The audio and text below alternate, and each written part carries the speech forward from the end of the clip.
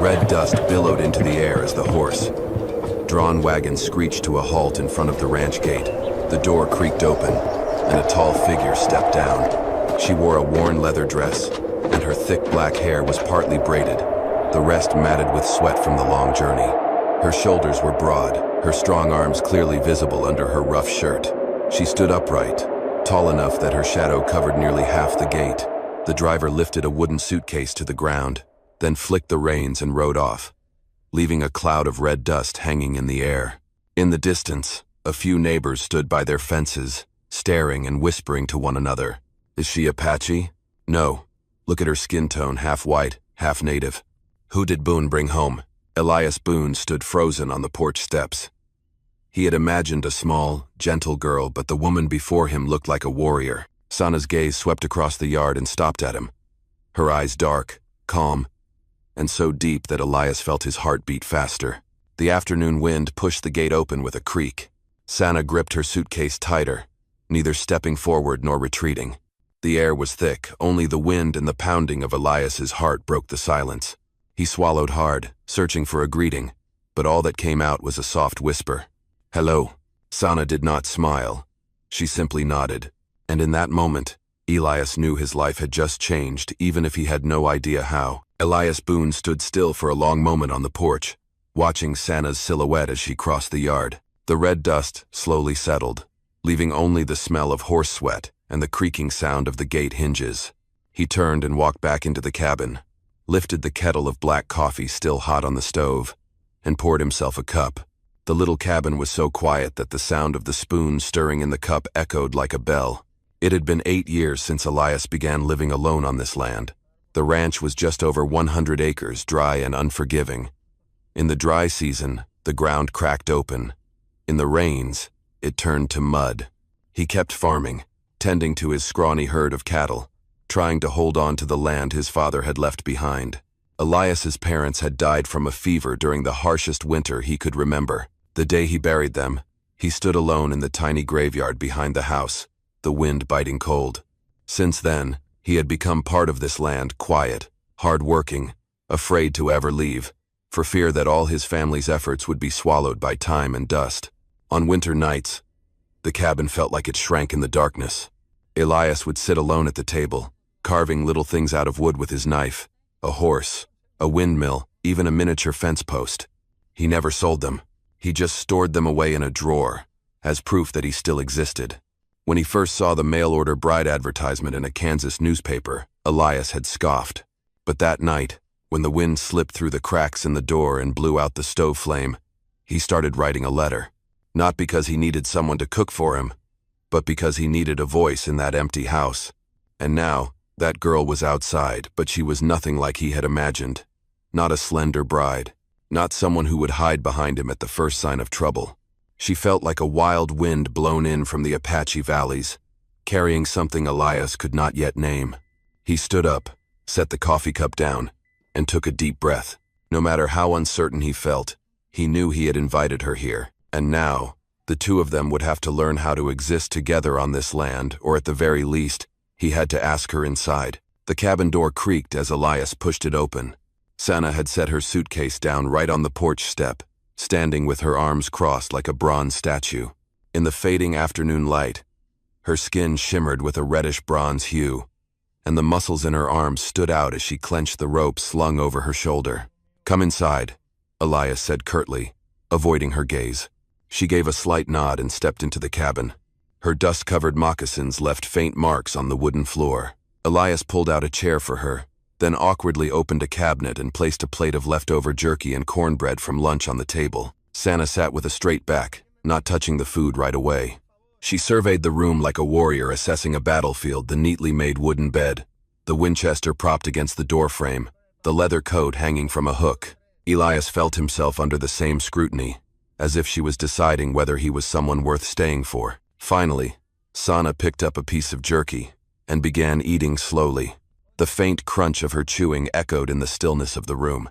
Elias sat across from her, hands clenched tightly, searching for something to say but finding nothing. Outside, the wind whistled through the fence, carrying the giggles of neighborhood children still hanging around. Someone called out in a teasing voice, Boone married a woman taller than his doorway. Elias's face darkened. He pushed his chair back and moved toward the door, but Santa raised a hand to stop him. "Let them talk," she said, her voice low and firm. "I am used to it." Elias froze. He looked at her for a moment, then nodded and returned to the table. They ate in silence until darkness settled over the land. That night, Elias lay awake, listening to the sound of her footsteps across the floor, steady, like the distant beat of a drum. She was not sleeping, or maybe she did not want to. She sat on the porch, staring out into the darkened fields, and Elias realized something. She carried with her a long story, and if he wanted her to stay, he would have to find a way to hear it. By noon the next day, the sun was blazing across the prairie like it meant to burn everything down. Elias was hammering fence posts back in place near the corner of the corral when he heard shouting coming from the direction of Clancy's yard, the crankiest neighbor in the entire county.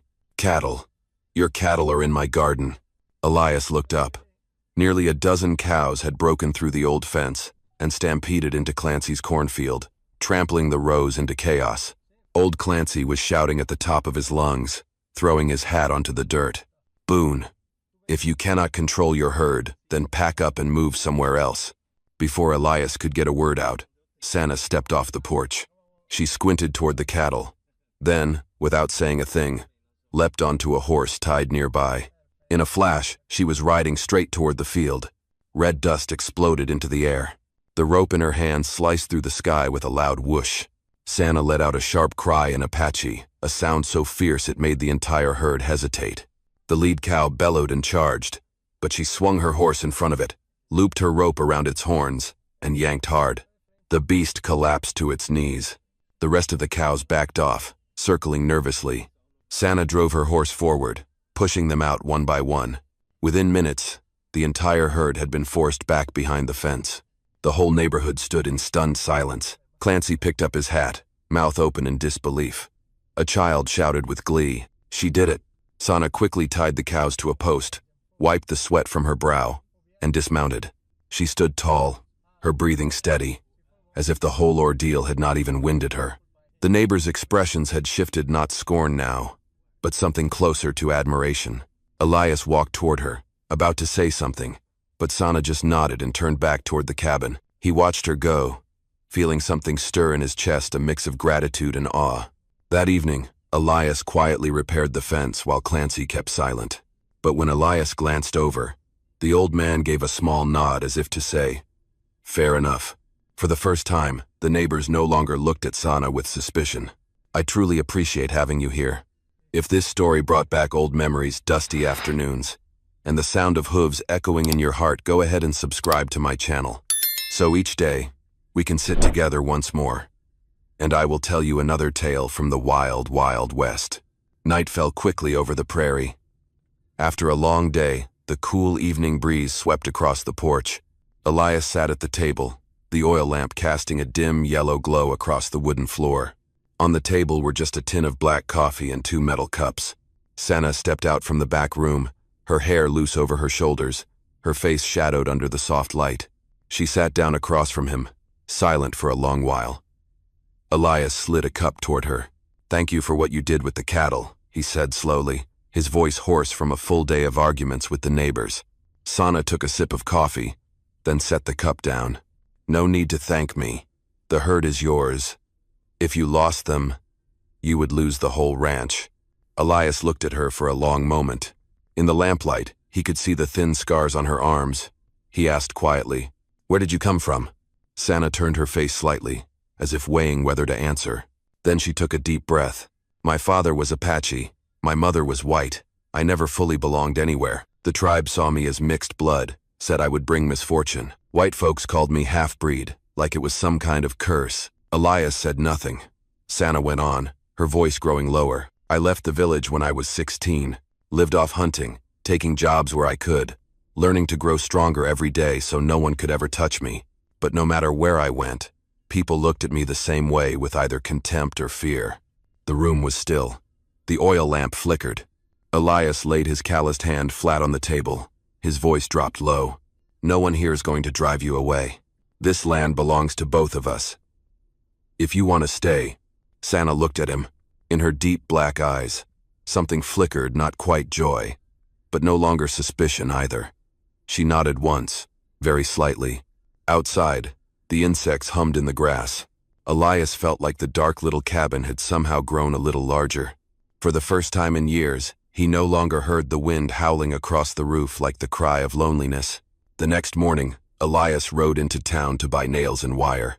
As he stepped into the general store, all conversation seemed to pause for a beat. Two women browsing through bolts of fabric turned and whispered, "I heard Boone brought home some half-Apache woman. Yeah, tall like a man. Looks frightening, they say." Elias felt a flush of heat crawl up his spine. He paid quickly, tied the coil of wire to his saddle, and rode back without a word. That afternoon, while he was fixing the fence at the far edge of the ranch, a group of riders approached the yard. Leading them was old Clancy, his face as craggy as ever. "Boone," he growled, "that woman is not welcome here. Folks in town do not want trouble with the tribe." Elias stood tall, brushing dust from his hands. Sana stepped out onto the porch, standing behind him, her dark eyes steady and unblinking. "She has not brought trouble to anyone," Elias replied, his voice low. Clancy snorted. "Yesterday was just luck. Do not let a few cows fool you into thinking she is one of us. One day, her people will come for her. And when they do, they will bring trouble right to our door." Elias took a step forward, his hand resting on the grip of the Winchester propped against the fence. "This is my land. Anyone who crosses that fence intending to harm her will leave in a different condition." The air turned heavy. Clancy gripped his reins tighter, his face flushing red. Finally, he turned his horse around, spat on the ground, and jerked his chin. "You have been warned. Do not come crying when it happens." The riders turned and disappeared in a cloud of red dust. Elias let out a slow breath and turned to see Sana still standing there. "If I leave, they will stop," she said softly. Elias shook his head. "No. This is your home, if you want it. I will not let them decide that for you." Sana was quiet for a long moment, then gave a small nod. For the first time, something like trust flickered in her eyes. At dawn the next morning, the sound of hooves echoed from the distance, steady and heavy, like the beat of war drums. Elias stepped out onto the porch, early sunlight bathing the ranch yard in gold. Sana was already there, her long black hair whipping in the wind. A group of Apache warriors rode into the yard, led by an older man, tall and commanding. He dismounted, standing upright, his eyes sharp as blades. "We have come to take her home," he said, his voice heavy. Sana stepped forward. There was no fear in her eyes. "Uncle," she said in her native tongue, "I am not going anywhere. I have found a place I belong." The man stared at her for a long moment. The early wind kicked up dust, and the creak of saddle leather filled the silence. Elias stood still, not reaching for his rifle, though his hands were clenched tight. He knew that if he had to protect her, he would, but he also knew this choice was not his to make. At last, the man turned to Elias. In his eyes now was not just scrutiny, but a measure of judgment. "Will you keep your word?" Elias gave a single, steady nod. "As long as she wants to stay. This is her home." The silence lingered one moment longer. Then the man nodded, reaching into his coat and pulling out a finely carved Apache charm. He handed it to Elias. "Then from this day, you are a friend to the tribe. Keep her safe." The warriors turned their horses and rode away. No threats, no gunfire, only the fading trail of red dust along the horizon. Sana exhaled deeply, as if shedding a weight she had carried for years. She turned to Elias, a rare smile curving her lips. "For the first time," she said softly, "I do not feel like I have to run anymore." Elias nodded, his gray eyes seeming brighter under the morning Sunday. He knew this was not just another morning, it was a true beginning. The sun was high by the time Elias and Sana returned to the cabin. The field still held traces of morning mist, dewdrops, shimmering along the barbed wire fence. Elias led the horse back into the stable, while Sana slowly tied up the rope, her movement steady, her face calm. By midday, a few neighbors stopped by. There were no more sneers, only hands carrying lumber and a few fresh coils of wire. Clancy showed up too, his face still as dry as old bark, but the anger was gone. "The north fence needs reinforcing," he said flatly. Elias nodded. "I know. Thank you." Clancy just grunted, but stayed long enough to help drive in a few fence posts before heading off. By late afternoon, the ranch looked different. The new fence was solid, the cattle pen more secure, and stacks of dry hay stood tall and neat. Santa walked along the fence line inspecting it, dust on her shoulders, sweat in her hair, but the fleeting smile on her face made Elias stop and watch for a while. As the sun set, they sat together on the porch steps, each with a cup of black coffee. The cattle wandered back toward the pen, their bells tinkling softly in the golden light. The breeze carried the scent of damp earth and dry straw. "Tomorrow, we will build a new pen," Elias said, eyes fixed on the horizon. Santa smiled, resting her elbow on her knee. "And I will teach you how to hunt buffalo the Apache way." Elias chuckled softly. He had never heard words that gave him such peace. The camera pulls back slowly. Their shadows stretch long across the red earth, the small cabin glowing beneath the sunset. Crickets begin to sing, and somewhere in the wind, a sound carries the quiet song of a West transformed.